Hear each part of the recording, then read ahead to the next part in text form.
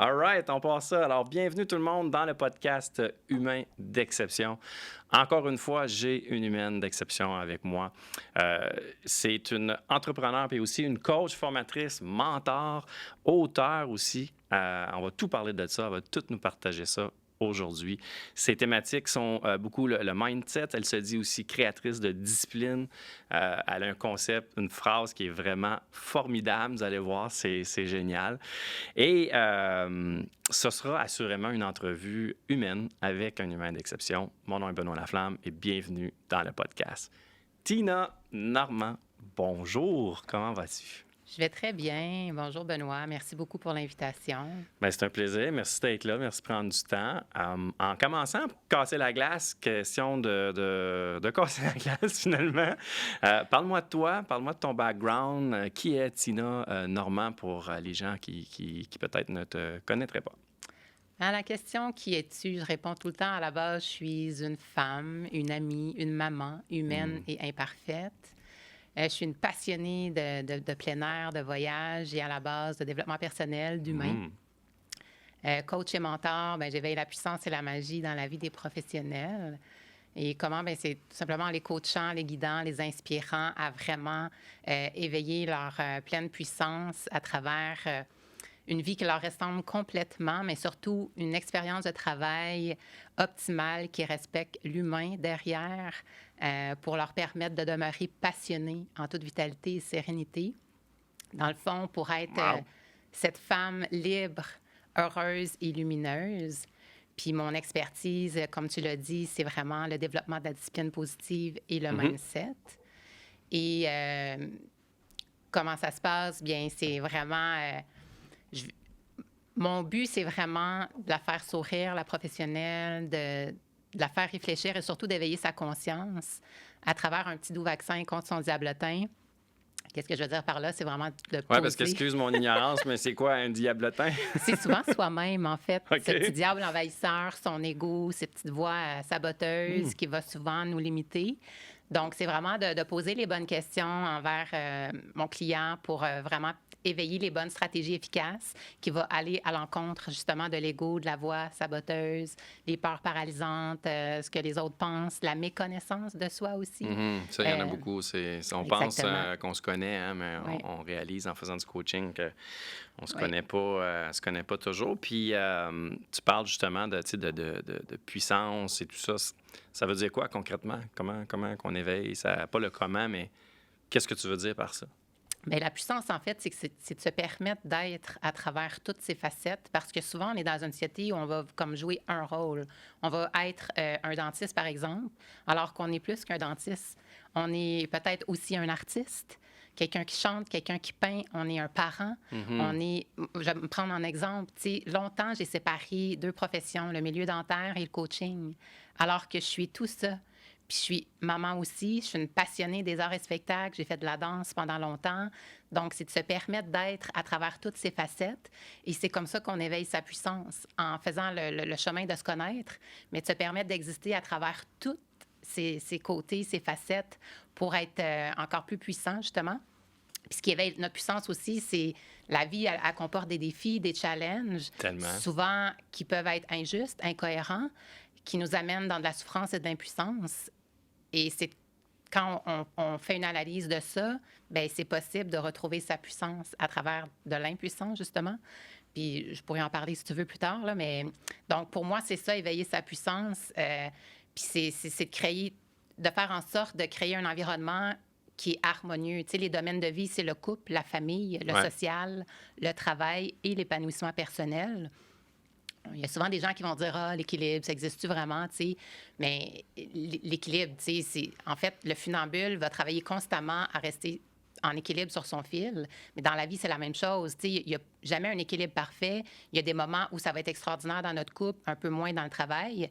Notre rôle en tant qu'être humain, je crois, c'est de se responsabiliser, c'est de faire des petites pauses, puis analyser justement ces 5 domaines-là, puis de réharmoniser le tout pour, à la base, être heureux et serein dans notre vie. Fait que, voilà. J'adore. Vous comprenez pourquoi qu'elle est là? Hein? Puis j'aime ça parce que c'est très aligné aussi beaucoup avec ce que je fais. Je l'explique dans d'autres mots. Mais quand tu parles d'éveiller sa puissance, moi, je dis d'allumer son excellence. J'aime beaucoup ça. C'est génial. Puis tu parles beaucoup, tu sais, au féminin quand tu dis que tu coaches. Donc, j'imagine que tu coaches juste les femmes? Oui, bien, en fait, quand j'ai commencé, tu sais, à la base, ce qui fait que j'ai vraiment développé ma posture en tant que coach, c'est que j'ai fait beaucoup de pro bono quand On j'ai en fait gradué. tous. Et je continue à en faire. Aujourd'hui, je fais le choix de sélectionner les causes qui viennent me chercher, qui me OK. touchent. Mais c'est vraiment comme ça que j'ai incarné ma posture et que j'ai bâti ma confiance. Et c'était pas strictement les femmes. Et avec le temps, avec l'expérience, tu sais, la fameuse question, c'est qui ton avatar? Oui, Mais c'est je pense une que autre souvent... question marketing, là. C'est qui ton avatar ou Ben, ton c'est ça. persona ou ton... Des fois, ça vient pas en commençant. Et des fois, il y a des gens Effectivement. qui ont un déclic tout de suite. Pour moi, ça a été quand même plus long. Et avec l'expérience, avec le temps, j'ai vraiment défini cet avatar-là. Donc, j'ai vraiment l'envie de travailler avec la femme professionnelle, pour avoir coaché. Puis quand je dis professionnelle, c'est vraiment professionnel. Tu sais, j'ai accompagné des comptables, j'ai accompagné des infirmières, beaucoup de gens dans le domaine de la santé, des courtiers immobiliers, où on entend souvent le terme je suis dans le jus. Des fois, on dirait qu'ils ont l'impression que c'est juste eux qui sont dans le jus. C'est Tu sais. vrai. Mais oui, donc oui, j'ai vraiment, mon alignement est vraiment vers les femmes en ce moment. Puis qu'est-ce que tu aimes dans ça? Pourquoi ça a été là un fit, un alignement avec cette catégorie de personnes-là? Je te dirais la connexion. Moi, je suis à la base, tu sais, spirituelle et tout ça, donc c'était quand même facile. Et en toute franchise, Mhm. il y a des fois où j'ai dû recadrer puis comme arrêter un accompagnement parce que l'intention de départ, elle était manipulée. Ah. Donc, tu sais, avec L'intention était manipulée par qui? Dans- Par toi ou non, par le client, le coaching? mettons à l'égard d'un homme. Tu sais, OK. c'était pas finalement du coaching réel. Il y avait peut-être comprends. une pensée derrière la tête. Donc, j'avais plus envie ben, D'aller là. ça n'a pas toujours été comme ça, heureusement. Mais ça a été une des raisons qui a fait en sorte que, bon, je vais privilégier collaborer avec les femmes. Puis, c'est Je comprends. ça. Je comprends. Je me sens vraiment wow et mieux. Ben, c'est bien que tu l'aies honoré, puis que tu sais que tu aurais pu continuer juste pour prendre des clients, puis fait que bravo pour ça. Puis effectivement, poursuivre ce chemin-là un peu, moi aussi. Tu as plus d'expérience que moi dans le coaching. Ça fait que tu es là depuis combien de temps que tu fais du coaching, by the way? 2017. 2017, bon, super. Puis quand on vient c'est vrai, tu sais, quand ils disent... moi, je n'avais pas compris là, que ça voulait dire c'est qui ton avatar. Pourtant, j'ai fait du marketing toute ma vie, mais je le voyais juste comme un œil de marketeur. OK. OK? Jusqu'à temps que je comprenne, c'est parce que c'est avec cette personne-là que tu veux travailler. À un moment donné, tu fais du marketing, tu attires plein de monde, puis là, tu travailles avec des gens, puis tu fais comme... Je veux pas tant travailler avec ces gens-là. J'ai une autre catégorie de personnes que je veux travailler.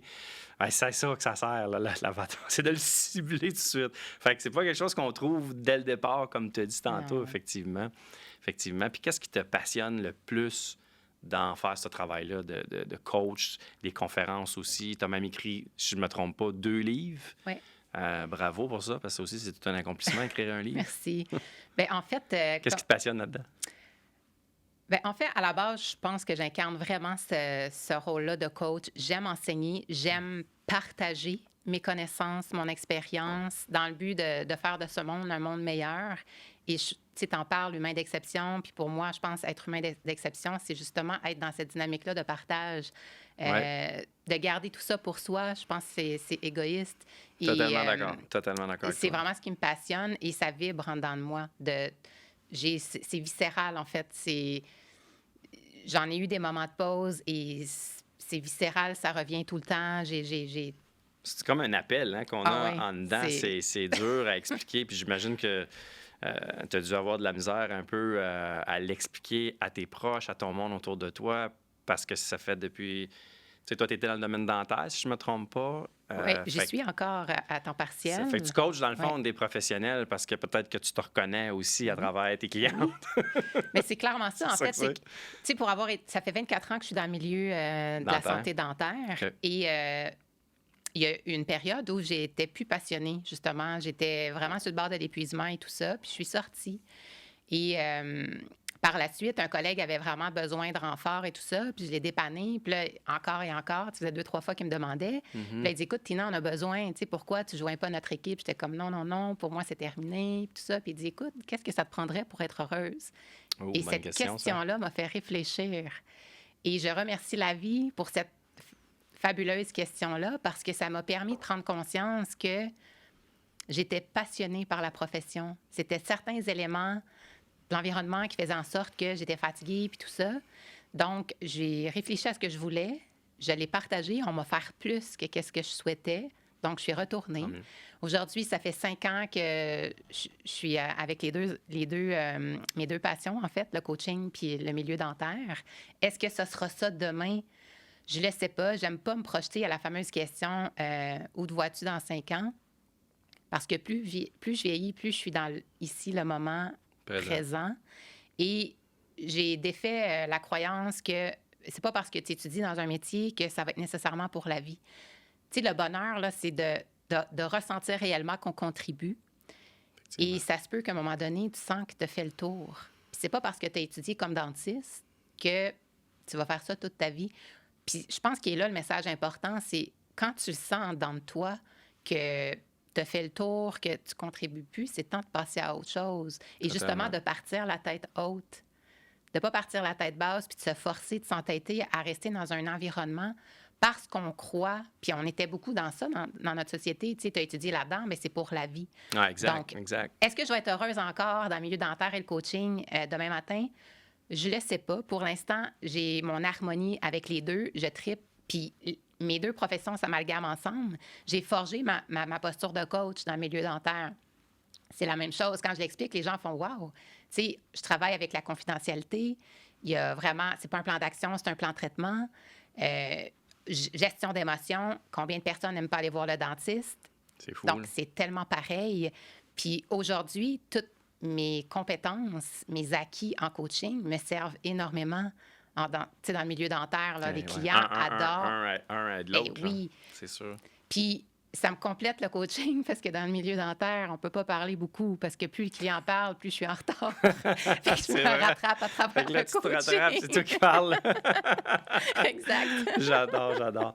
Écoute, c'est vraiment super clair, ton affaire, ta mission, ta vision. Je veux dire, est-ce que ça a toujours été comme ça? Non. Puis, je me doutais bien de la réponse.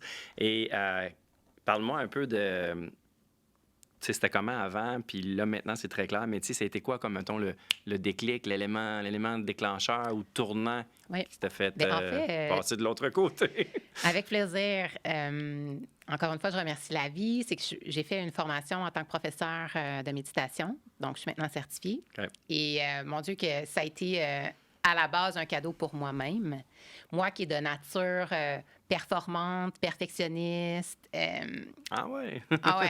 Dévouée et tout ça. Donc, j'ai souvent été dans cette dynamique-là de plus j'en fais, plus je vais réussir, puis on est complètement dans le champ, tu sais, parce qu'on devient sur un pilote automatique, on se dénature et tout ça. Donc, cette formation-là, pour moi, personnellement, ça a changé ma vie.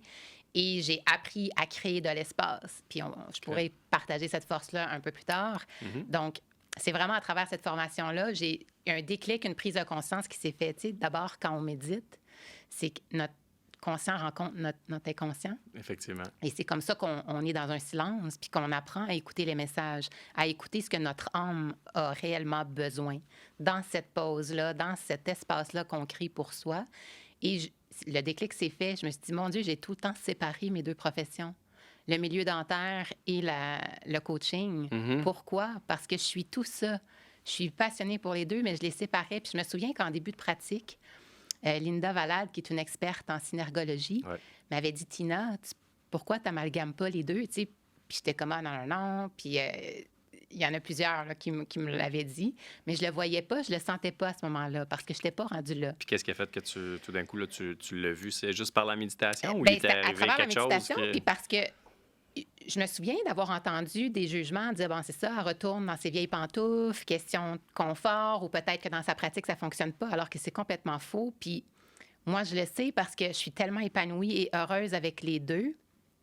C'est le déclic s'est fait là, en fait, c'est que je vois mes pairs, mes collègues souffrir, des gens épuisés et tout ça. Puis la pandémie a mis beaucoup en Ouais, lumière ça a ça. accentué ça, big Et je time. me suis dit, mon Dieu, c'est là ma clientèle cible. J'ai les pieds dedans, en fait. Puis, tu sais, en ayant les pieds là, puis l'environnement dans lequel je travaille, il y a eu beaucoup d'améliorations aussi, tout ça. Donc, ça a fonctionné. Fait que c'est vraiment à travers le cheminement dans ma formation de la méditation et tout ça que le déclic s'est fait.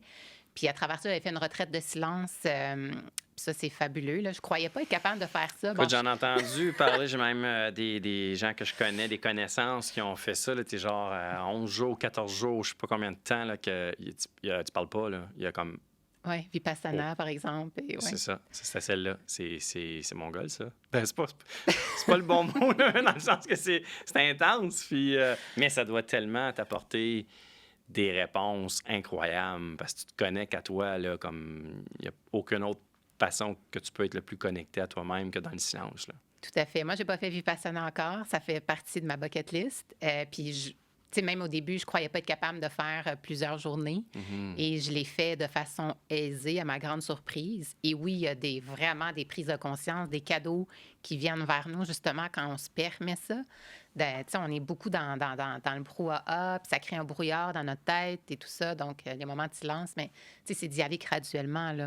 Et même encore, j'appréhende que j'aurais peut-être pas la capacité de faire Vipassana. Pourtant, j'ai beaucoup d'amis qui l'ont fait. Fait que Je vois pas je pourquoi pense tu que serais la clé, pas c'est d'y aller capable. graduellement. Tu Ouais, sais. exact.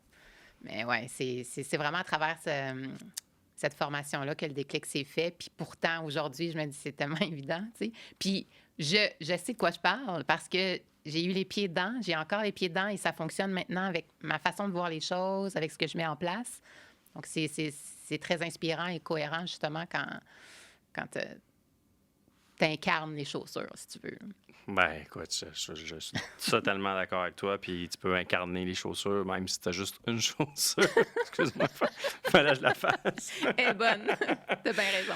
Tu as parlé dans tout ce que tu viens de nous partager, là, tu as parlé de jugement, à un moment donné, tu sais, je me souviens pas dans quel bout, mais tu as dit qu'il faut quand même aller au-delà des jugements des autres. Puis, tu sais, les gens te jugeaient de, ah, c'est ça, retourne dans son autre affaire parce que, bon, sa pratique, ça n'a pas marché, puis ça, alors qu'il était totalement faux. Comment tu deals, toi, avec le jugement des autres, qui est un gros, gros frein pour beaucoup, mais beaucoup, tu sais, ce que moi j'appelle souvent des béquilles invisibles, des limitations là, qui sont ici, soit psychologiques ou émotionnelles, là, qui nous retient, puis que j'ose pas prendre la décision que je dois prendre, ou j'ose pas passer à l'action pour ce que je veux vraiment faire, même si on le sait fondamentalement que c'est ça qu'on veut, mais on se retient à cause du maudit jugement, puis ce que les autres vont penser ou vont dire. T'en fais quoi là de ça, toi?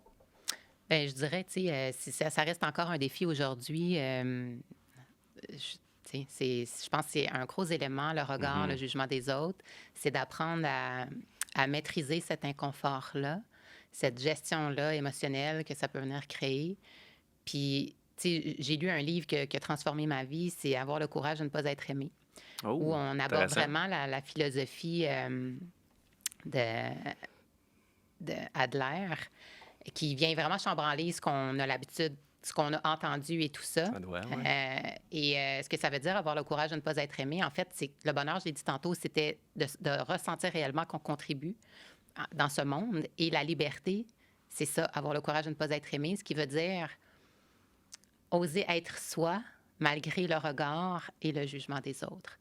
Donc, c'est comment je fais ça? Je te dirais que je respire, puis je me dis, OK, la personne n'est juste pas rendue là. Tu sais, on va penser là où notre conscience, elle est rendue. Et c'est de comprendre la personne, de ne pas la juger en soi aussi, de dire qu'elle n'est pas rendue là, donc elle me juge. Elle se trompe, puis c'est à nous de vraiment dire, ben garde, je vais te montrer que ce que tu as jugé, tu t'es trompé. Mais tu sais, ça demande une force, ça demande du courage. La maîtrise aussi beaucoup soi-même, puis ses émotions, effectivement. Exact. Ça demande du courage, comme tu as dit. Tout à fait. Ouais. Mais je pense que c'est une clé en soi pour se permettre d'être heureux, épanoui, tu sais, parce qu'autrement, on s'empêche d'être qui on veut vraiment par peur de déplaire. Puis tu sais quoi? Le jugement de l'autre, puis ça fait souvent du bien à mes clients, tu sais. on est dans un monde où on juge, puis je dis souvent, pourquoi pas le faire positivement? Tu sais, pourquoi pas donner le bénéfice du doute? Donc, d'être dans une dynamique d'amour et de bienveillance. Totalement. Ça, la méditation apporte beaucoup ça. C'est de te dire, ben quand on juge, là, dis-toi que ce que la personne te met sur un plateau d'argent, sa personnalité, en fait. Parce que ce qu'on juge, c'est une partie de soi qui est soit en manque, soit en trop, qu'on appelle les zones d'ombre. Donc... Ça, je pense qu'il faut que tu le répètes. Ouais. Je crois que tu dois le répéter. Puis là, si vous étiez comme attentif, mais plus ou moins, là portez une attention particulière à ce que Tina a dit. Ouais. Redis ce que tu viens juste de dire. Oui, je vais le répéter. C'est quand on entend un jugement de l'autre personne, c'est de se rappeler que la personne qui juge met sur un plateau d'argent sa personnalité, en fait. Met en lumière sa personnalité. Quand on juge, puis ça c'est un cadeau pour tout le monde aussi, parce Totalement. Que ça m'arrive de juger encore. C'est pour ça que je te demande de le répéter. Exactement. C'est un beau cadeau que tu offres aux auditeurs. Lorsque l'on juge, c'est de se poser la question, OK, là, je suis en train de dévoiler une partie de moi. Qu'est-ce que j'ai en manque ou en trop ou que je refuse de voir en ce moment? Puis c'est de retourner ça vers soi pour se permettre de grandir, puis pour permettre aussi un meilleur accueil de l'autre personne. Donc, quand on se remémore ça dans notre tête, c'est plus facile d'arriver à la gestion émotionnelle et à l'audace d'être qui on veut être réellement. Puis c'est ces outils-là que j'apporte en coaching à la femme, justement, qui... J'adore. Puis c'est un beau cadeau. C'est un beau cadeau. Puis il faut se le rappeler, ça. Puis aussi, dans ce que tu as dit aussi avant, tu as dit aussi que, comme des fois, on juge quelqu'un parce qu'on se juge soi-même. C'est un miroir un peu, là, l'affaire. Là. Puis aussi, qu'est-ce que tu as dit? Que les gens, des fois, c'est juste parce qu'ils ne comprennent pas nécessairement. Faire que leur connaissance ou leur prise de conscience n'est pas rendue encore au niveau peut-être que toi, tu l'es. Puis moi, ça m'a aidé. Là, oui, je le comprends et j'aide les gens aussi à le comprendre en coaching, mais quand je me suis remis à penser à tout ça, à un moment donné, je me suis dit, ça a été comme ça, moi, toute mon enfance. Tout le regard des autres par rapport à mon handicap, moi, ça me dérangeait pas tant parce que je me suis jamais senti comme avec une différence. Je suis né de même, c'est dans mon ADN. Mes parents m'ont pas élevé, quasiment, ils m'ont coaché. Là. Comprends-tu? À être capable de toujours surmonter ça. Puis, à un moment donné, tu prends conscience du regard des autres quand tu grandis. Quand tu grandis à l'adolescence, tu fais comme, OK, non, là, on n'est pas dans le jugement à ce moment-là parce qu'on ne sait pas trop c'est quoi, mais on est dans la conscience qu'on me regarde puis on me dit des affaires. Tu comprends? Ouais. Puis moi, c'est mon père qui m'avait dit ça. Il m'avait dit, ils vont toujours te regarder, ils vont toujours dire quelque chose parce qu'ils ne comprennent pas ce que c'est exactement. Parce que les gens, des fois, ne comprennent pas des choses, ils vont le critiquer ce qu'ils ne comprennent pas. Ils vont juger ce qu'ils ne comprennent pas. Fait que toi, sois juste plus... Moi, il me disait ça de même, là. Sois juste plus smart qu'eux autres, là, puis explique-leur. Ouais. Écoute, ça m'a suivi tout le long. Je te le dis, puis j'ai des frissons. Ça m'a suivi tout le long de mon adolescence. Puis à un moment donné, je l'ai perdu, par exemple. Cette conscience-là, à l'âge adulte, hein, dans le go, dans le je suis occupé, puis je suis ci, puis je suis ça, comme tu disais tantôt en introduction de tes clients. Puis on oublie des choses, des fois, qu'on sait. Je comprends. Comment ça se fait que dans une certaine période de notre vie, on peut savoir des choses, comprendre des choses, maîtriser des choses, on a parlé de la maîtrise de soi, puis à un moment donné, on perd ça. C'est-tu juste les événements extérieurs qui arrivent qu'on perd nos repères, mettons? Ou c'est nous qui se négligent? Ou, tu comprends-tu l'essence de ma question? Oui, je pense que c'est un ensemble des deux, en fait. C'est comme quand on dit on bâtit la fondation de notre enfant de 0 à 7 ans. Oui. C'est là qui est important. C'est là qu'on va inculquer les valeurs et tout ça. Puis à un moment donné, on dirait que ça à l'adolescence, il en perd quelques-unes de valeurs qu'on leur avait essayé de leur inculquer ou pas inculquer, je sais pas le bon mot, mais comment tu dis ça? T'sais, on veut transmettre les valeurs qu'on a transmises à nos enfants tout jeunes. Si vous n'avez pas d'ado encore, ça se peut qu'ils en oublient un petit peu en cours de route, mais moi, j'ose espérer que ça revient. Bien, en fait, je pense que ça disparaît jamais. Ouais. C'est juste qu'il y a un petit peu de brouillard et il y a l'aventure, l'expérience et tout ça. Je pense que c'est vraiment un mélange des deux. L'influence aussi des amis. Puis, exactement. Puis, mais ton père, c'est un humain d'exception. Oui. De t'avoir transmis ça, c'est vraiment beau. Merci. Et c'est vrai, tu sais, moi, bon, je suis 50% libanaise, puis jeune, on me disait souvent, mon Dieu, je sais pas quelle race que t'es, Ah ouais, on mais disait une ça de même. chance que t'es pas libanaise parce que Oh my God, puis t'es à t'en aurais moitié toute libanaise. une, tu sais. Fait que j'ai longtemps, tu sais, renié mes origines libanaises. Ah ouais, J'allais hein? même à mentir quand on disait, ah, t'es quelle nationalité? Ah non, je suis canadienne. Puis pourquoi que québécoise. tu as été longtemps à renier ces Pour origines-là? ces commentaires-là, À cause de ces commentaires en fait. plates-là, là. Ouais. Puis je me souviens que c'était vraiment à la début vingtaine que j'ai vraiment assumé mes origines et tout ça. Puis après ça, c'était la même chose. Tu sais, bon, moi, j'ai vraiment une différence qui est l'audition, qui n'est pas visuelle. On en a parlé d'entrée de jeu. Oui. Et ça a été un défi, ça, dans ma vie, parce que ça paraît pas. Puis souvent, on me disait, mon Dieu, tu es un être exceptionnel, Tina, mais avant de te connaître réellement, je savais pas trop tout ça. Je te trouvais froide, je te Ah ouais, trouvais hein? snob. J'étais comme, ah, ben probablement là, que tu m'as dit salut dans le corridor. Tu sais, puis j'étais de dos à toi. Fait que je t'ai carrément pas entendu. Et tu as eu tout de suite la perception que j'étais une personne hautaine, C'est fou, hein? qui faisait une sélection des gens. Tu l'as juste pas entendu. Exactement. Puis je pouvais pas lire les lèvres. Donc, puis dans ce temps-là, mon audition, c'était vraiment une perte bilatérale là, moyenne à sévère. OK. Donc, puis j'étais très introvertie aussi parce que ben c'est toujours un fardeau de faire, c'est de demander aux gens de répéter. Ouais. Les gens n'ont pas envie, puis de tout le temps le rappeler.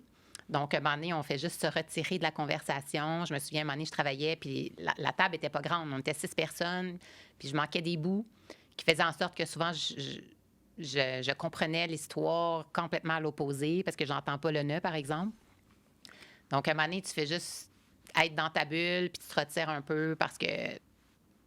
Fait que longtemps, Tu prends Oui. tu prends le coup, comme on dit, puis tu te dis, ah, Exact. ben là, regarde, c'est dommage, tu sais, puis ça, à quel moment dans ta vie tu as réussi à surmonter ça, pas, je sais pas si c'est une limitation, mais à quelle période de ta vie tu as réussi à surmonter ça, le fait que, ah, ben là, je suis gêné de redemander ou de faire répéter? Est-ce qu'il y a eu un moment donné, tu t'as dit, non, non, là, je vais m'assumer, puis je vais... Bien, je le répète encore, mais je te dirais que je l'assume pas complètement. OK. Parce qu'encore, on oublie. Puis, ironiquement, j'ai choisi un métier où on porte un masque. Tu sais, quand on va dire Carrie, MO, DO, ça se ressemble. Quand, en plus, tu peux pas lire les lèvres. Puis, c'est un environnement où il y a énormément de bruit, les turbines, C'est clair. les ultrasons, tout ça. Donc, Ça, c'est dans son domaine dentaire, gang, pas son domaine de coaching. Là. Elle fait pas tout ça là, quand elle vous coach. donc, ça devient très chaotique. C'est mais ça. ouais. Mais là, ça va être du passé. Là. J'attends une deuxième chirurgie pour l'oreille droite. Ben, Donc, wow, félicitations, ça va tu être dois avoir autre hâte. chose. Oui. Puis, t'as-tu trouvé la pandémie difficile avec le monde qui avait des masques, là? Puis, tu peux pas voir un peu leur expression, ce Oui, qu'ils c'est disent. certain. Mais pour moi, c'était quand même pas tant différent, étant donné que dans le milieu dentaire, c'est comme ça depuis T'étais déjà toujours. habitué à ça. Donc, c'était OK. c'était similaire, si je peux dire. Mais ouais, non, je me suis pas adaptée à 100 parce que, encore, malgré le fait que tout le monde le sait, au quotidien, je le répète. Mhm, mhm. Les gens oublient. Puis, Ben, à un moment donné, les gens aussi oublient. Puis, C'est ça. t'es comme C'est que OK. t'es, hein? Puis, c'est Exact. ça. Fait que, puis, est-ce que tu considères comme que tu as une acceptation complète de ça, une acceptation véritable de ça, ou c'est encore un challenge pour toi? Oh non, oui, j'accepte, ça fait Ça longtemps. fait, c'est réglé. Oui. Bon, bravo. Ouais. Cette béquille invisible-là elle a été cassée. Oui, vraiment. Est-ce que tu en as d'autres? Est-ce que tu as des petites béquilles invisibles qui traînent encore? Oh mon Dieu. Bon, on en a tous plein. C'est pour ça que je pose la question. Je sais qu'on en a tous. Même les coachs, ils en ont. Ben oui. Écoute, Ça serait laquelle, mettons, ta plus grande béquille invisible consciente, ouais, ben, qui est un challenge pour celle toi que encore? je travaille encore en ce moment, c'est de briller. Je ne sais pas exactement. Je vais pas te dire le pourquoi aujourd'hui, maintenant. Il y a des gens qui me connaissent le savent. Mais c'est ça, je reviens tranquillement sur les réseaux sociaux et tout ça, OK. à briller et tout. Ça, je te dirais, c'est ce que je travaille encore en ce moment. Puis je peux très bien comprendre, sans connaître l'histoire. C'est spécial. Ben, pas que c'est spécial, mais tu sais, tu sais, des fois, les coachs, les gens nous disent: Ah, ben, tiens, c'est bien, eux autres, ils connaissent toutes les choses du mindset, les principes. C'est des gens confiants. C'est des gens qui ont la confiance dans le plafond, une belle estime. Ici, ils n'ont pas peur de doute de rien. Ils n'ont pas la peur du jugement. Ils n'ont plus de syndrome d'imposteur. Je suis comme. Time out, là. Nous aussi, on les a, ces béquilles-là. Puis on les a, ces béquilles invisibles-là. Puis toi, t'aides les femmes à briller de leur personnalité, de leur personne, puis tu as quand même ce challenge-là.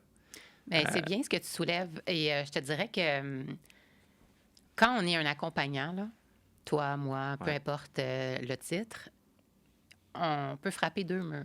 Ah, OK, oui. Le premier qui est les défis en soi, les challenges que nous vivons. Et le deuxième, c'est, ben pourquoi je ne l'ai pas vu?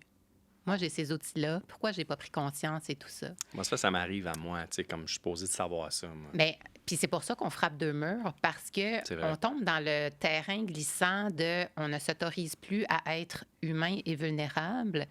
Et je dirais qu'on a la pression de notre environnement, que dès qu'on démontre notre vulnérabilité, que ça ne fonctionne pas en ce moment, je ne suis pas dans une bonne gestion émotionnelle, ce que je vis, c'est difficile, c'est brouillé dans ma tête, mon mindset n'est pas à son meilleur.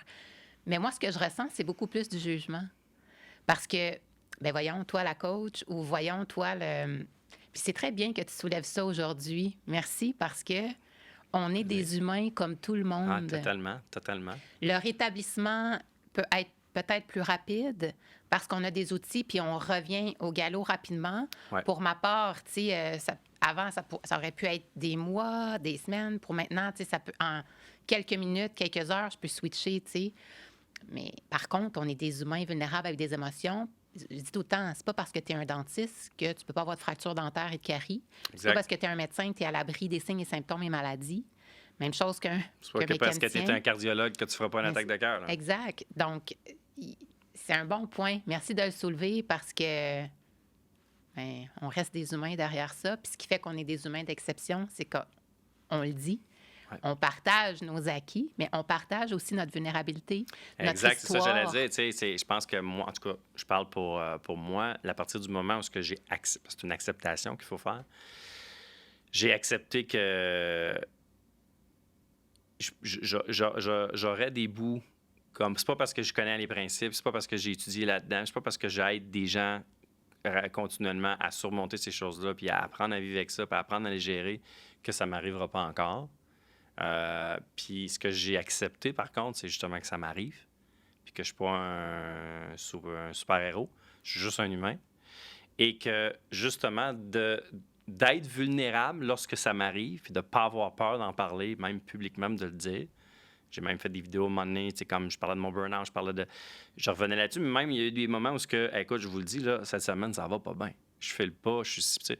Puis à partir du moment où j'ai accepté de laisser un peu plus ma vulnérabilité, ma blonde en va rire, j'ai le temps de la misère avec ce mot-là, ma vulnérabilité, la laisser sortir, pas avoir peur de la montrer, je me suis... Ça me ramène beaucoup plus rapidement de première des choses, puis 2, je me sens beaucoup plus connecté avec qui je suis, puis je trouve que je reprends plus rapidement mon alignement beaucoup plus vite. Je pense qu'il est juste là la différence entre les gens qui ont de la difficulté à gérer tout ça, ces émotions-là, puis ces béquilles invisibles-là, puis nous, qui a les outils, les principes, puis qu'on faut montrer l'exemple. Puis moi, ce qui m'aide aussi beaucoup souvent, c'est ça, c'est de dire que ce que je vis, c'est humain. Mais là, maintenant, j'ai la responsabilité de reprendre le dessus et de démontrer aux autres personnes qu'on peut se revirer de bord plus rapidement qu'avant si tu as la conscience, la connaissance puis les outils. Mais on vit tous la même affaire. Là. Ben on a tous les mêmes doutes. Hey, comment de fois, moi, moi, mes 2 plus gros qui ont été là, je te dirais que je suis rendu pas pire. Là. Je suis rendu pas pire, ça a été le doute de soi. Okay. Le doute de moi. Je vais être capable de te faire ça. Puis après ça a été le maudit syndrome d'imposteur.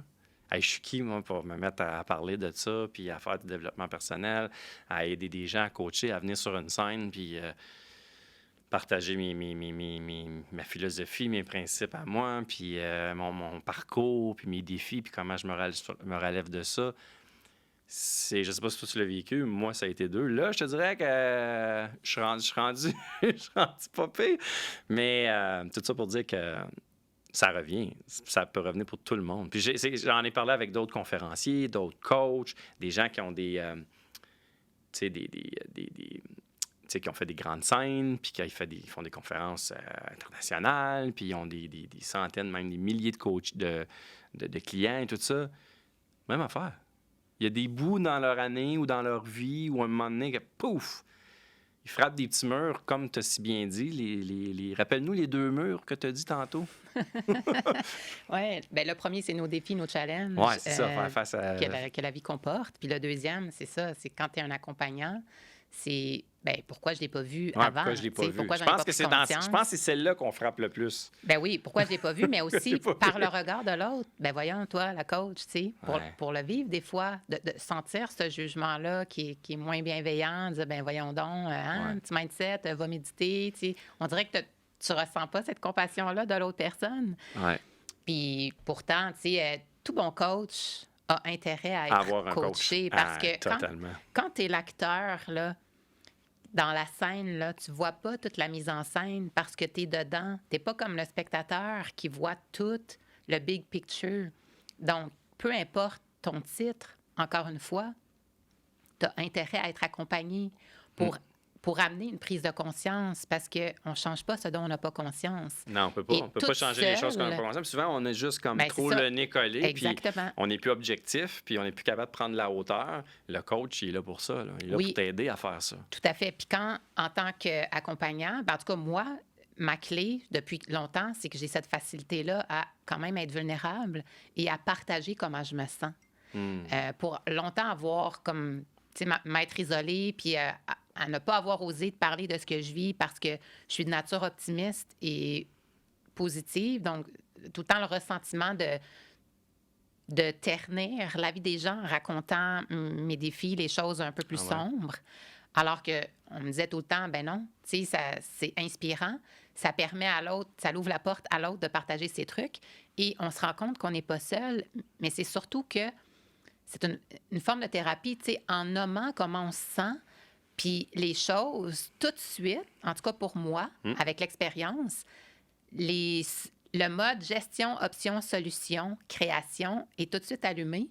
Ouais. Et en parlant, je vais nommer moi-même mes pistes de solutions. Donc, c'est important Tu d'en parler. t'auto-coaches, dans le fond. Là. Exactement. On a appris puis un bon coach doit, à un moment donné, aussi apprendre à s'auto-coacher parce que il va vivre des challenges aussi. Il va vivre des bouts plus tough. Puis je reviens sur... C'est un peu dans la ligne un peu de notre conversation en ce moment. Puis tu as dit ça, quelque chose tantôt, tu as senti à un moment donné le besoin de contribuer. Tu sais, quand on fait du coaching, de l'accompagnement, peu importe la forme d'accompagnement, c'est qu'on a un grand besoin. C'est un désir au départ, mais je pense que ça devient un besoin de contribuer à aider les autres autour de nous. Hein? Tu l'as dit au début, tu as commencé aussi par faire du pro bono, parce que tu avais aussi cet appel-là. Tu sais, on a parlé d'un appel tantôt. Ouais. Puis, moi, à un moment donné, je ne sais pas pour toi, c'est peut-être une façon différente de l'expliquer. Moi, c'est comme si à un moment donné, j'ai eu 2 besoins que j'avais sous-estimés depuis longtemps, qui étaient le besoin de contribuer, oui, mais aussi le besoin de grandir en tant qu'humain. Hein? Puis, ce qui était mon déclic à moi, c'est que j'ai catché que... En tout cas, c'est pas catché, c'est peut-être pas le bon mot, mais c'est comme j'ai comme fait comme un moment donné, oh my God, OK, ça peut pas aller un sans l'autre.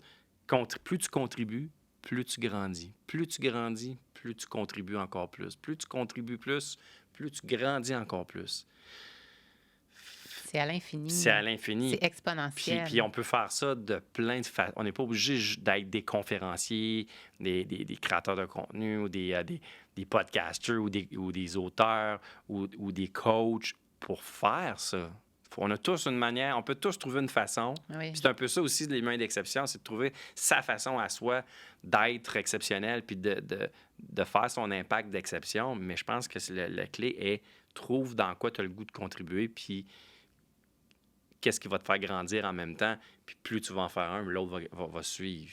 Tu sais, je partageais une petite tranche de vie. Cette fin de semaine, ma fille m'avait payé un vernis pour mes orteils pour la fête des mères. Puis C'est cool. Ça a été... j'ai fait une vidéo là-dessus justement cette semaine, le service à la clientèle, où en 2023, c'est devenu un défi. My God, oui. Et j'ai vécu les deux extrêmes dans la même journée. Et ça m'arrive souvent d'aller à l'épicerie, de ne pas avoir de bonjour ou quoi que ce soit. Et je trouve ça vraiment... Constamment. C'est fou comment ça vient me chercher en dedans de moi. Puis plutôt que de taper sur la tête, je tente d'amener des prises de conscience puis d'éveiller en incarnant moi-même ça, donc en disant bonjour à la personne, malgré qu'elle ne m'a pas dit bonjour et tout ça. Mais pour revenir aux soins de pied, la jeune esthéticienne, il y a pas, tu sais, tout métier est extraordinaire et contribue dans la mesure où tu ressens vraiment ça en dedans de toi. Elle est arrivée avec un accueil extrêmement chaleureux, un bonjour. Je sens vraiment un intérêt à mon égard. Elle pose des questions. Vraiment, là, c'était un service 6 étoiles. Et à la fin, de cœur, de générosité, puis une des lois spirituelles, c'est la loi du don. Mm-hmm. Elle décide de me faire un massage de genou à pied, mais totalement gratuit. Là. Ça fait pas partie du soin. C'est ça, là. Mais c'était vraiment un don de cœur et ça m'a fait tellement de bien. Puis je me suis dit, écoute, puis c'est ce que je partageais dans ma vidéo, c'est important d'encourager ça quand on le vit aussi. Parce que notre cerveau est beaucoup programmé sur le négatif. Ah, tellement. Et c'est important de mettre la motivation, l'emphase sur les bons coups. Puis moi, je lui ai dit, j'écoute, ton service est exceptionnel. Merci de contribuer à l'éveil de ma puissance aujourd'hui, de la magie dans ma vie. Parce que ce que tu as fait aujourd'hui, là, ça va contribuer pour beaucoup de jours. Oui. À venir ça laisse pour moi. une trace positive. Puis merci. Là. Puis écoute, elle avait les yeux pleins d'eau. Wow. J'ai donné un câlin. Mais tu y as bien rendu. C'est bravo. Mais c'était bravo. vraiment un échange mutuel. Puis, fait que, ouais, c'est important de. Tu sais, il n'y a pas de métier, comme tu as dit. Tu n'as pas besoin d'être coach ou tu n'as pas besoin dans n'importe quoi. Là, l'éboueur là, qui te fait un salut puis qui prend le temps de placer ta poubelle et de ne pas la lancer dans la rue. Tu sais. Il vient de contribuer. Il a contribué, exactement. Tout le monde peut avoir un impact positif puis exceptionnel autour de soi, pour soi au début, mais pour les autres aussi. Puis tu sais, tu parles de ça, la positivité puis tout ça, puis que c'est rendu, tu sais, le service à la clientèle est rendu utile, mais en fait, tout autour de nous est rendu beaucoup plus et beaucoup trop axé sur le négatif. Tu sais, je donnais l'exemple, je pense que c'est une vidéo que j'ai mis ce matin ou avant, en tout cas, cette semaine. Je dis, comme c'est même rendu dans nos séries télé, c'est même rendu à la télé, quand on écoute, il n'y a plus rien, à part quelques émissions humoristiques, mais tout le reste, là, c'est tout du négatif. C'est comme si on est rendu accro au drame, accro aux souffrances, accro au négatif. Puis moi, ça a été un de mes déclics. Quand je suis arrivé, j'ai dit, moi, je veux qu'on parle. Quand est-ce qu'on a oublié d'être positif? Quand est-ce qu'on a oublié d'être dans l'excellence? Quand est-ce qu'on a oublié de dire, hey, il faut avoir un impact positif sur juste les gens autour de nous? Puis après ça, bien, si on peut le faire à plus grande échelle, tant mieux, ça va juste rendre notre monde meilleur. Puis tu viens de donner un parfait exemple. Ouais. Tu vas aller à l'épicerie, puis ta barouette, tu as de la misère à avoir un sourire, puis tu vas à une autre perspective. Tout est possible. T'sais, moi, je me dis que... Moi, peut-être je suis naïf, là. Non, mais j'ai encore l'espoir qu'on peut rendre notre monde meilleur en rendant les gens plus inspirés, plus positifs, plus connectés à eux-mêmes, puis qui peuvent briller par leur excellence. Puis ça va donner un impact sur tous les autres qui le sont un peu moins. Puis on va peut-être rendre notre monde un petit peu plus meilleur. Mais tu sais, à la base, j'écoute pas les nouvelles, j'écoute pas la télé. Puis je me dis, oh mon Dieu, je n'inquiète pas qu'il y a tout le temps quelqu'un quelque part pour m'annoncer les nouvelles de toute façon. Ben oui. Donc, je manque rien. C'est sûr. Parce que ça me rend dans un état tellement anxiogène, c'est tellement négatif. Puis tu le dis, c'est la raison pour laquelle je ne vais pas écouter la télé aussi. Et à la base, là, tu sais, dans le temps des primates, ils étaient beaucoup en mode réactif pour être en survie. Oui, c'est vrai. Nos conditions se sont grandement améliorées maintenant et on n'a plus besoin d'être en mode réactif. Et il est là l'enjeu, en fait, la problématique. Et pour cette raison-là, tu sais, parce que, bon, avec les années et tout ça, notre cerveau est programmé à tout ce qui est négatif, en fait. Et c'est de se responsabiliser en tant qu'humain, puis de comprendre qu'on a toutes les capacités à modifier ça. Et les neurosciences l'ont démontré par la plasticité neuronale.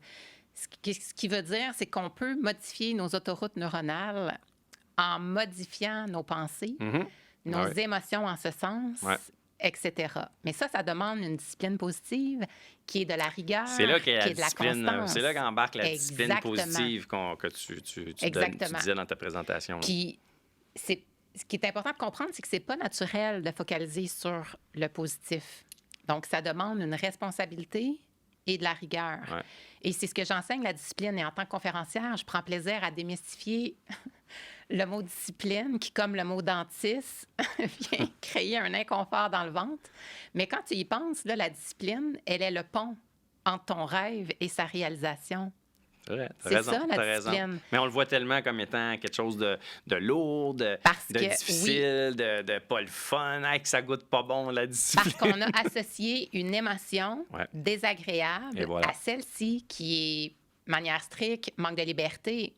Mais quand tu y penses, là, puis que tu fais le choix de la connaissance de soi, de connaître tes valeurs, de connaître toutes tes facettes, ce que tu aimes et tout ça, pour comprendre où, là, tu veux aller pour être heureux et libre, bien là, la discipline prend un autre sens. Totalement. À vrai dire, elle fait du sens parce que là, elle est alignée avec ton être et qu'est-ce que tu veux réellement. Donc, c'est sûr que quand tu es dans une dynamique de faire un travail que tu n'aimes pas, puis que tu t'entêtes à continuer, par exemple, à être dentiste, mais que tu sens que tu ne contribues plus. C'est pas pareil, là. Mais tu continues parce que, bon, c'est ça que tu as étudié, puis là, tu as peur de perdre la face, ou peu importe les raisons. C'est personnel à tout un chacun. Mais tu vis avec cette tristesse-là, cet inconfort-là en permanence. Donc, c'est vraiment de... Quand tu fais le choix de te connaître, la discipline, c'est nul autre que de poser des actions en ce sens. Et ça change tout. Ça fonctionne quand c'est vu de cette façon-là, exactement ce que tu dis. Puis, tu sais, quelque chose qui démontre ça, tu sais, on associe ça souvent beaucoup aux athlètes, aux athlètes olympiques, aux sportifs, tu sais, de haut niveau, puis tout ça. Mais s'ils sont rendus dans ces niveaux d'excellence-là, bien, c'est juste parce que ils ont... Oui, il y a le facteur talent quand même un peu, mais sans discipline, ils n'arriveront jamais à ce niveau d'excellence-là. Ben non, parce que la discipline... C'est le travail, c'est la discipline, c'est l'effort qu'ils mettent parce qu'ils sont disciplinés. Fait que la discipline, c'est une équation pour se rendre à son excellence. Hein? Puis d'être soi-même, comme tu dis, puis de réaliser ce qu'on a envie de réaliser. Tu l'as bien dit, c'est comme un pont. Ouais, entre je prends conscience de qui je veux être, de qui je suis, puis je veux être ça, mais là, pour le réaliser puis l'atteindre, il y a de quoi qu'il faut que je mette en place dans ma vie, et c'est de la discipline positive. J'aime que tu aies mis, que tu dis discipline positive. Oui. Je trouve que ça fait tout son sens. Mais encore là, les gens me disaient « Oh non, enlève ça, le mot discipline, parce que là, les gens n'aiment pas ça. » Puis j'étais comme « Non, moi, j'ai envie de le garder pour justement démystifier ce mot-là. Ouais. Parce qu'à la base, la discipline, ça reste la discipline. Ouais. C'est l'émotion qu'on crée qui va établir l'inconfort ou peu importe, tu comprends? Donc, quand on change notre perspective, qu'on prend du recul, de la hauteur, de la grandeur, à travers ça, bien, ça prend un autre sens. Puis, tu sais, l'athlète, la raison pour laquelle ça fonctionne, c'est qu'il vente, qu'il neige ou qu'il pleuve, là, il va le faire, son entraînement. Donc, tu sais, il suffit de dire non une fois, tu viens de saboter ton cerveau, là, parce que tu viens de donner le droit de procrastiner. Tu viens de donner le droit. C'est comme avec les enfants. Tu dis oui, tu dis toujours non, mais là, tu dis oui une fois, oublie ça. Oui, c'est Puis tu as parlé de motivation, tu viens de dire le mot, tu sais, au-delà de la discipline positive et tout ça, tu sais, on comprend bien que c'est nécessaire. La motivation, des fois, tu sais, comme, est-ce que la motivation, c'est mal expliqué? Est-ce que c'est la motivation qui nous amène à ces niveaux d'excellence-là, ou c'est plutôt juste d'être constant sur sa discipline? Est-ce qu'il y a d'autres choses? Je pense que c'est un Est-ce qu'il y a d'autres choses que la discipline, mettons? Ben, tu sais, la motivation, à la base, il faut comprendre que c'est comme les émotions. Ça Ouais, fluctue. ça fluctue, c'est éphémère. Puis Si tu ça... t'arrêtes sur la motivation pour faire tes trucs, Oublie ça, oublie c'est ça, pas là. assez. Là. Parce que le jour où tu seras pas motivé, Tu le feras pas. tu sais, puis c'est comme les émotions, ça fluctue la motivation. Maintenant, c'est de comprendre qu'est-ce qui te motive. Tu sais, ça, c'est la grande question en coaching. Qu'est-ce qui te motive? C'est quoi ton drive? C'est quoi ton... Puis c'est de se connecter à ça. C'est d'ajouter du plaisir dans tout ce qu'on fait à travers les choses un peu moins le fun. Ça change toute la dynamique. Donc, à la base, moi, je crois énormément à la discipline. Il y a le mindset qui va jouer. C'est très... c'est tout interrelié. Oui, exactement. C'est interrelié. Puis le mindset, par contre, c'est souvent mal compris. Hein. Ouais. C'est souvent mal compris. Tu es capable de nous résumer ça, même si je sais que on peut pas tant résumer ça en quelques mots, mais résume-nous ça, mettons, en 1 minute. C'est quoi ça? Moi, je le sais, là, mais c'est quoi le mindset? Mais tu sais, à la base, le mindset, on va le dire en français, c'est un état d'esprit. Puis moi, j'ai fait un jeu de mots avec ça parce que j'adore les jeux de mots. By the way, ton brand actuel est venu me chercher pour ça. Merci. Mindset formidable. C'est quoi? C'est développer un bon état d'esprit pour soi à la base. Donc, c'est qu'est-ce que tu as dit tantôt. Tu sais, on est dans une société où on focalise beaucoup sur le négatif, mais c'est parce que notre cerveau est forgé comme ça à cause du moment des primates. Donc, c'est vraiment de comprendre ça à la base, d'en prendre conscience et d'incarner la discipline pour constamment modifier nos pensées, nos mots. Et pour ça, bien, il faut s'arrêter, il faut analyser nos pensées, nos mots en ce sens pour venir les modifier, pour changer notre trajectoire dans notre cerveau. Donc, venir créer des nouvelles autoroutes neuronales. Oui. J'aime ça. C'est comme ça qu'on bâtit C'est comme ça qu'on change nos patterns aussi, qu'on change nos habitudes, puis qu'on finit par en modifier nos décisions, nos actions, puis nos résultats. Ce qui est appris ne se désapprend pas, contrairement à la preuve, c'est qu'embarque sur un vélo après 25 ans, tu vas être capable de pédaler, tu vas peut-être être chambranlant un peu, mais tu vas finir par pédaler, puis avancer, puis garder ton équilibre. Ouais. Et c'est la même chose pour qu'est-ce qu'on a appris. L'important, c'est de créer des nouveaux sillons, puis ça prend au moins 90 jours à créer ces nouvelles autoroutes-là. Puis après ça, tu as un autre laps de temps pour venir vraiment intégrer, puis à la suite, incarner. C'est pour ça que je dis tout le temps à mes clients, quand je fais les précisions au départ, si tu veux, puis on vient cadrer le truc, si tu penses qu'en 1 mois, moi, je vais te donner une baguette magique, puis je vais te transformer ta vie, je ne suis pas la personne, je vais te référer chez une autre personne. Ça demande du temps, ça demande de la rigueur. Je vais te référer chez un magicien. Exactement. Parce que ça demande du temps. Puis, tu sais, des fois, on va partir d'un objectif général, mais puis pour trouver les spécifiques. Puis, un moment donné, bien, il se passe souvent une semaine entre nos rencontres. Donc, on a une vie, il y a plein de mouvements dans notre vie. Un moment donné, tu arrives devant moi, puis là, il y a un gros événement dans ta vie qui fait que l'arbre, là, cache toute la forêt derrière. Puis moi, là, je vais avoir préparé un beau plan d'action premium, mais toi, ce qui te dérange, c'est l'arbre. Fait que là, j'aurais beau t'aligner sur mon plan d'action premium qui n'aura plus aucune valeur. Si tu vois toujours rien que l'arbre. Parce que tu vois l'arbre. Donc, tu vas te sentir incompris, tu vas te sentir... Pourquoi? Parce que ce que je dois faire en tant que coach, c'est venir comme abattre l'arbre qui est devant toi. Exact. Et plus tard, mon plan d'action premium est excellent. Il n'est pas excellent en ce moment. La personne n'est pas prête encore pour le plan, n'est pas rendue encore au plan. Il y a trop de choses à travailler ici. Puis, tout à fait. Fait que c'est une question de patience, de persévérance, d'état de conscience. En fait, le mindset, c'est... Moi, mes clients, à la base, au début, je leur amène toujours à prendre conscience de comment ils parlent. Parce que je travaille beaucoup avec ça, le pouvoir des mots. Des exemples banals que je peux vous nommer, c'est les fameux « essayer »,« il faut »,« je dois », ça vaut la peine, ça, là, je suis plus capable. Écoute, ça vaut la joie pour moi. Je trouve ça tellement bon parce que je fais exactement la même chose. Moi, des fois, je vais enregistrer un bout, puis après ça, je leur montre. Je dis, écoute-toi. Tu t'entends parler souvent, là, mais écoute-toi parler, là. Puis là, on cible des mots. Tu sais, je prends des notes en même temps. Puis, t'es un peu, là, ouais, c'est vrai, mais on n'est pas conscient de ce qu'on dit. On n'est pas conscient des mots qu'on utilise, mais c'est d'aller chercher cette prise de conscience-là pour être conscient. Parce que si on est conscient, après, on va pouvoir utiliser des mots différents, des pensées différentes, des formulations, des affirmations différentes. Puis ça marche, ça fonctionne. Et ça se fait pas du jour au lendemain. Ben non, ça prend un certain temps, c'est sûr. On part de la prise de conscience et après ça, c'est quand tu en es conscient, tu dis, oh mon Dieu, je le dis donc bien souvent. Puis à un moment donné, là, tu vas voir que, oups, là, je l'ai dit, mais là, tu t'en rends compte. Ouais. Mais le point, c'est que tu t'en rends compte pour éventuellement ne plus l'utiliser, tu sais. Ouais. Parce que chaque mot est énergie. Ouais. Puis, tu sais, je vais partager une stratégie, là, parce que tu en parles, le mindset, en 1 minute, bien, c'est correct, on a-tu le temps? Oui, il nous reste encore quelques OK, minutes, excellent. puis j'ai une dernière question Bon, pour toi. parfait. Fait que je te donne 2 minutes. Je vais partager un outil extrêmement puissant. C'est créer de l'espace, justement. Puis là, je nommerai pas les 5. Vous irez voir mes vidéos, j'en Ouais. parle de ça. Ouais. Mais une qui est dans son émotionnel, à travers soi. Donc, tu vas vivre une situation qui va générer des pensées. Celles-ci vont générer des émotions, des actions et des résultats en ce sens. Évidemment. Donc, collaborer à un bon état d'esprit, un bon mindset, c'est que tu vas venir créer de l'espace entre la situation puis tes pensées. Puis là, tu vas dire, voici ce que je vis. Maintenant, mes pensées, est-ce qu'elles sont cohérentes avec la situation? Puis souvent, c'est pas cohérent. C'est pas tout à fait... Ils sont erronés pas mal.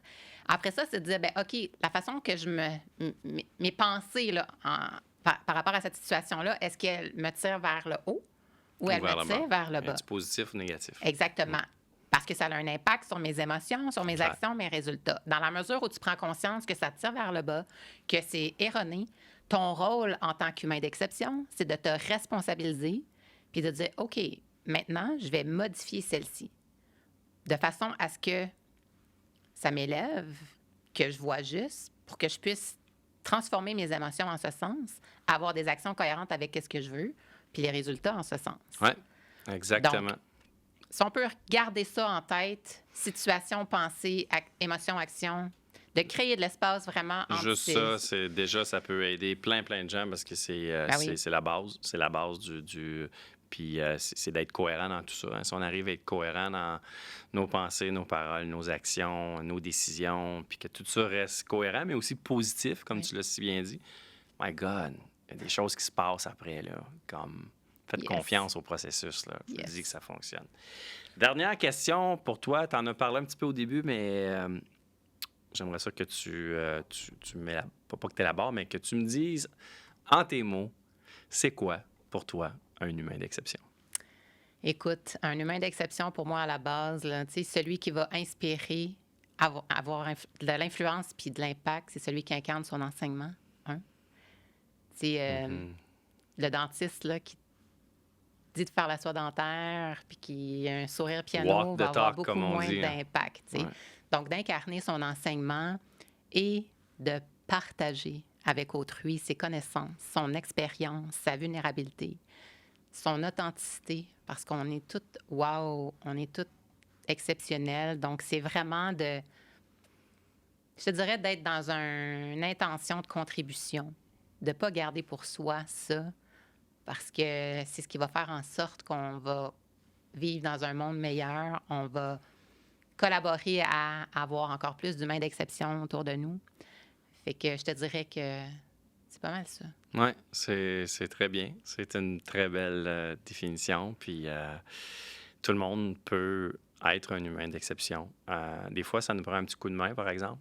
Hein? Des fois, on a besoin d'un autre humain d'exception pour nous aider à débroussailler, à comprendre des choses, à nous montrer le chemin.